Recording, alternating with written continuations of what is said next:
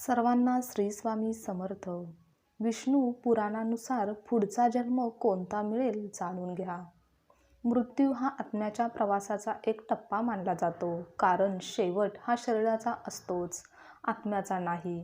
आणि असे म्हणतात की आत्म्याचा प्रवास एका शरीरापर्यंत नसतो, त्याला अनेक देहातून जावे लागते आणि प्रत्येक शरीराला भेटण्यामागे काही ना काही कारण हे असतेच. हे विष्णुपुराण, गीता आणि इतर शास्त्रांमध्ये सुद्धा सांगितलेले आहे. पण आत्म्यांचे ध्येय भटकणे नाही, तर त्याला परत्व म्हणजेच मोक्ष प्राप्त करणे आवश्यक आहे. जेव्हा आत्मा परमात्म्याशी एकरूप होतो तेव्हा मोक्ष मिळतो. आत्मा केवळ परमात्मा प्राप्त करण्यासाठी विविध शरीरं प्राप्त करतो, पण केवळ एकाच इच्छेच्या चक्रात अडकल्याने आत्म्याला पुन्हा पुन्हा वेगवेगळ्या जन्मात जावे लागते. जड भरताची एक कथा सांगितलेली जाते. तो एक महान संत राजा होता. तो धार्मिक होता आणि लोकांची काळजीही घेत असे. पण एके दिवशी झालं असं की नदीत तो आंघोळ करत असताना एका हरणीने सिंहाच्या भीतीने पळत येऊन नदीत उडी मारली, पण तिला नदी पार करता आली नाही.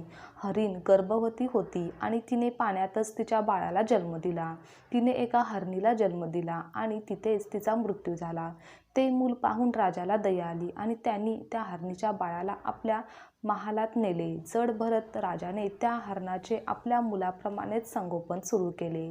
हरीणही राजावर खूप प्रेम करू लागले आणि राजासमोर हळू खेळू देखील लागले, जे पाहून जड भरत राजाला आनंद व्हायचा. राजाचे हरणाच्या बाळाबद्दलचे आकर्षण वाढतच गेले आणि हळूहळू तो म्हातारा होऊन मेला. पण मृत्यूसमयी त्याचा त्या हरणीबद्दलचा मोह संपला नाही. तो तिचाच विचार करत राहिला. त्याचा परिणाम झाला असा की त्याला मनुष्य योनीतून प्राण्यांच्या योनीत जावे लागले आणि तो स्वतः त्या हरणाच्या गर्भात आला आणि त्याने पुढील जन्म हरणाच्या रूपात घेतला.